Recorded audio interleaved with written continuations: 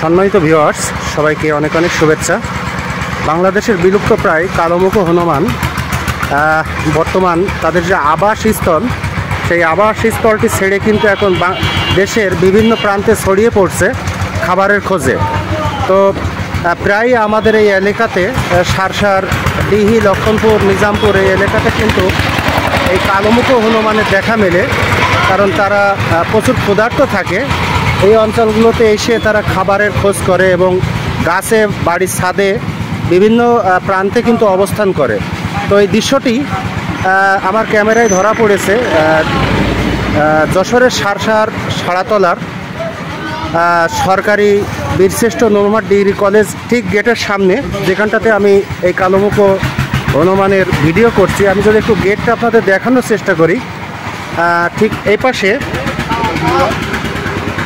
এপাশে কিন্তু সরকারি বীরশ্রেষ্ঠ নূর মোহাম্মদ যে ডিগ্রি কলেজ, সেই কলেজের গেট, এবং এই ভ্যানের উপরে ঠিক বসা এই যে কালোমুখ হনুমান খাবার খাচ্ছে।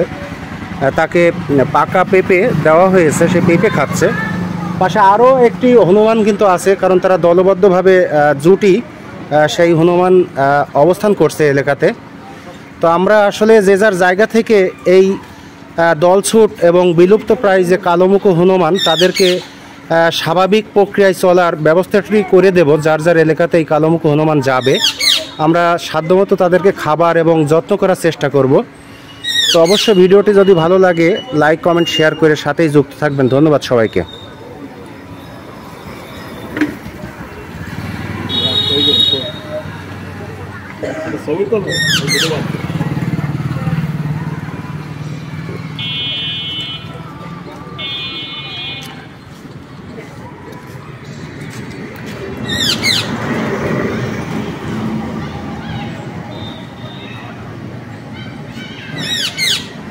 এদিকে টাকা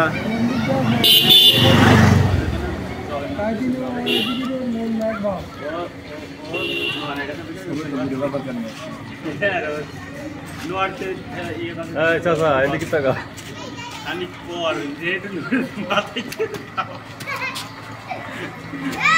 কি হাওয়াটা তো বই যা আর তুমি রে লাগে নোড়ে কেন মিলাপ দিলে